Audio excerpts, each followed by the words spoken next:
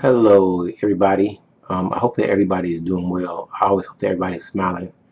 And I'm going to say, learn to love somebody today. If you can't love you, who's the person you should learn to love, then you can't expect somebody else to. And that's crazy. There's a fire going around, whatever. Don't get bit by it.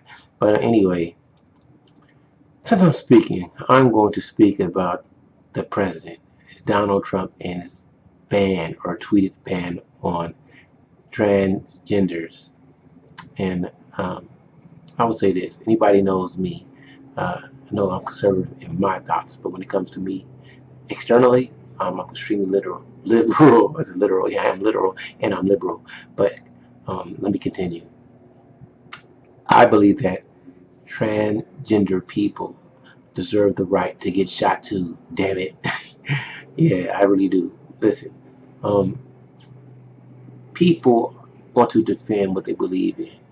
People want to fight to protect their loved ones, and of course, just going off the basics, the military is a way to earn a living. And I believe that anybody who fits the quote unquote physical qualifications should be able to join. Now, I will say this: if I was a father, I would not want a former man to be sharing the same uh, restroom facility, birthing, or quarters, barracks, head, latrine with my daughter.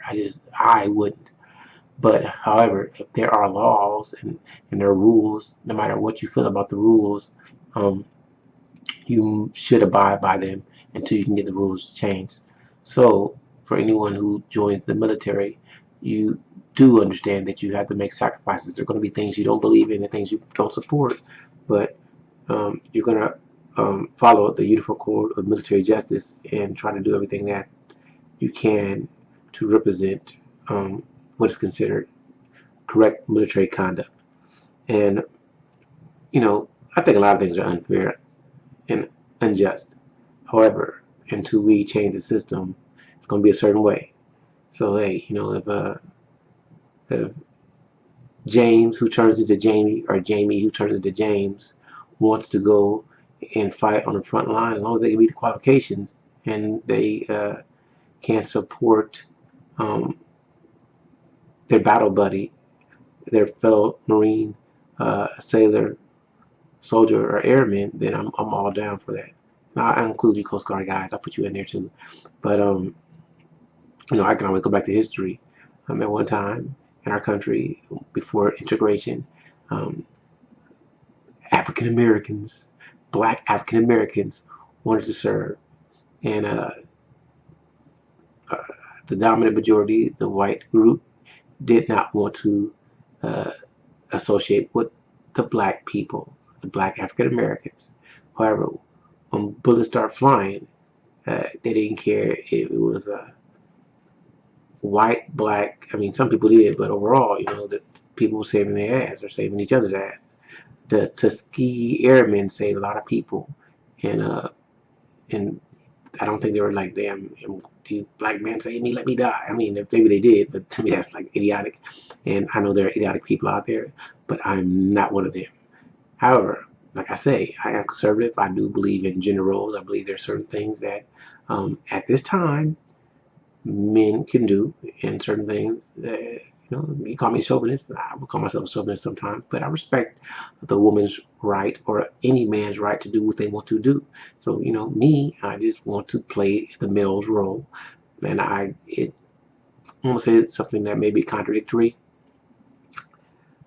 It's hard for me to really be subservient, but if a woman is in a situation or a position where she's ahead of me, I will always respect the job and the rank. I don't have to respect you or even think that you're qualified, but I will not disrespect you as long as you have that position and you don't disrespect me.